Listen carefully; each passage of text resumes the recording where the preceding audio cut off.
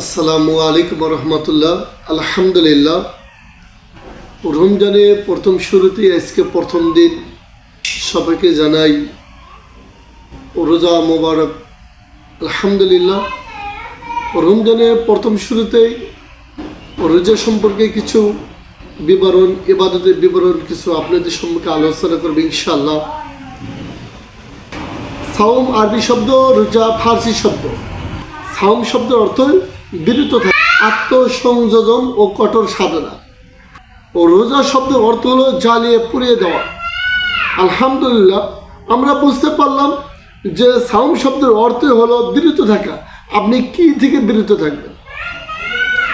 আপনি এইগুলো জিনিস থেকে বিরত থাকবেন, যেমন দিনের বেলা কোনো প্রকার স্ত্রীর সঙ্গে মেলামেশা করা যাবে না, দিনের বেলা কোনো প্রকার মুখ দ্বারা কোনো ফায়সা কথা বলা যাবে না, দিনের বেলায় কোনো প্রকার খাবার গ্রহণ করা যাবে না। এইগুলো থেকে বিরত থাকতে হবে। আর রোজা শব্দের অর্থ হলো জ্বালিয়ে পুড়ে দেওয়া। কি আপনি জ্বালিয়ে পুড়ে দেবেন? জ্বালিয়ে পুড়ে দিতে হবে এটাই যে আপনার মনের ভিতরে কোনো প্রকার কুমন্ত্রণা আনা যাবে না, এইগুলো জ্বালিয়ে পুড়ে দিতে হবে।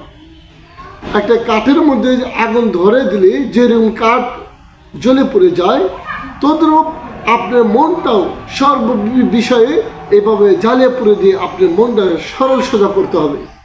এইভাবেই রোজা, এইভাবেই সাওম, এইভাবে আদায় করতে হবে। আমরা এইভাবে যদি আদায় করি, ইনশাআল্লাহ আশা করি আপনি আমার সবারই রোজা আল্লাহর রহমতে হয়ে যাবে। এইভাবে আমরা ইনশাআল্লাহ আদায় করব। আল্লাহ রাব্বুল আলামিন আমাদেরকে এই সঠিকভাবে রোজা রাখার এবং থাকার মতো তৌফিক দান করুক। আর নিয়মিত আমাদের এই কোরআনের রোজা সম্পর্কে কথা শোনার মতো তৌফিক দান করুক। আমিন। ওয়া আখির দাওয়ানা আলহামদুলিল্লাহি রাব্বিল আলামিন।